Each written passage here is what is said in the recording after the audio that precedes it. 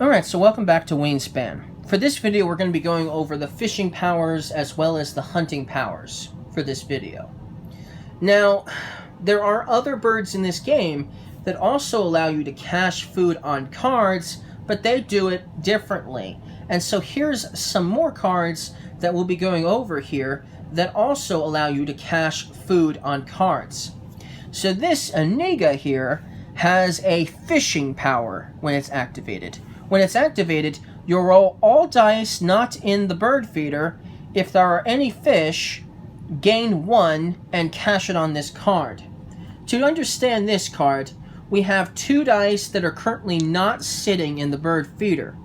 You're not going to count these 3 into the equation either. So let's take them out, even though they were still in there.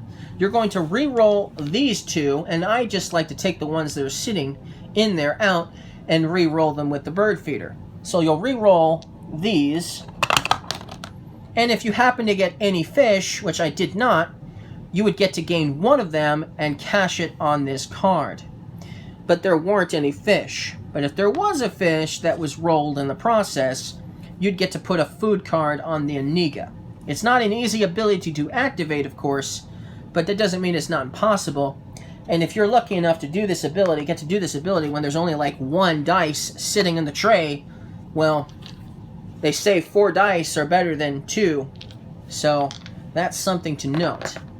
So that's a pretty cool ability, nonetheless.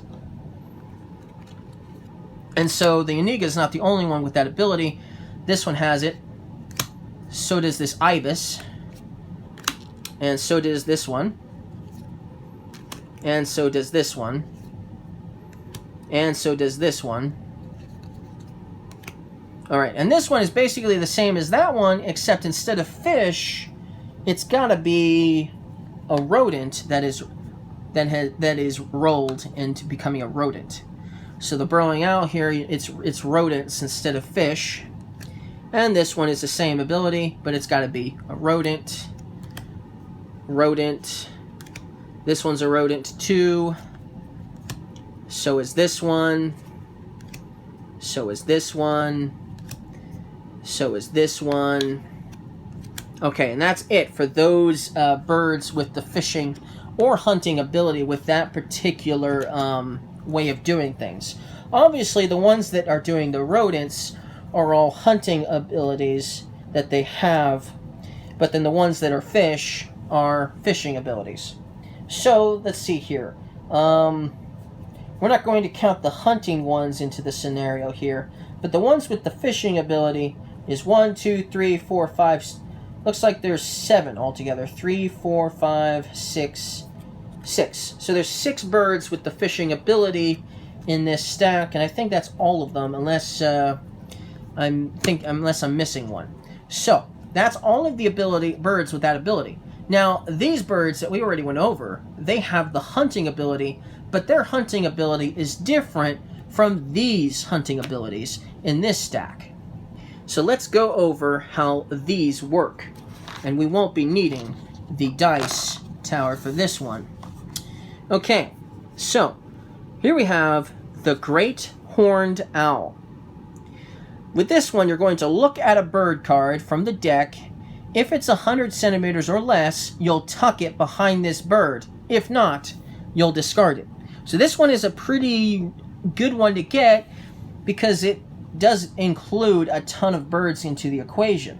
So let's see here. It doesn't include this one though.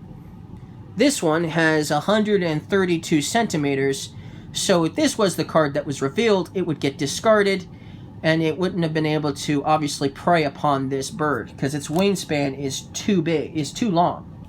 But it would have worked with the Mississippi kite because it's got 79 centimeters. So that's an example of a bird that would work with it. What's another good one? This one over here has 38 centimeters, so it would have also been an easy prey item for the Great Horned Owl. And it's the only one that has 100, no, it's actually not the only one. So this one has 100 centimeters, so does the peregrine falcon, so does the golden eagle. These are the only 3, though, that have 100 centimeters or less. So these are the only ones that you're going to have the best chance of having a successful a successful hunt. Okay, next we have the Swainson's hawk. This one is exactly the same one as the last one, except instead of 100 centimeters, it's 75. And so, obviously, this one would still work. The eastern kingbird here could still be preyed upon. But obviously not the Mississippi kite, because it's 79 centimeters, and it needs to be 75 or less, so this one wouldn't work. Its wingspan is just too long. So that's how that one would work. And so there's several birds that have that ability. This one has it. That one has it. The barred owl has it. The Cooper's hawk has it. This one has it. The red-tailed hawk, the mortal enemy of the Swainson's hawk, also has it.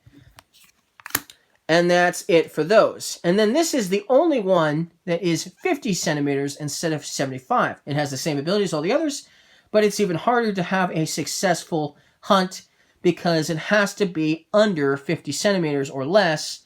50 centimeters or less, so it would still work with this one, but it wouldn't work with the other ones I've shown you. It wouldn't work, for instance, with this one, even though it works with the other ones. It wouldn't work with this one because this one has 61 centimeters. So that's obviously still too high. Here's another bird that wouldn't be able to be preyed upon by the greater roadrunner. This one has 53 centimeters, which is still 3 centimeters too much. So that's how that one would work. Now that's all of the birds, well, not all of them. That's all of the birds with the when activated abilities that have a predatory type of attack altogether. Now, the birds with those abilities that we've gone over, all of them count up to 1, 2, 3, 4, 5, 6, 7, 8, 9, and 10. So there are 10 birds with this type of power in the game. 10 birds. Alright, so this one was a little bit shorter, and that's okay because the next video I wanted to do separate from this one. So I'll see you guys in the next video.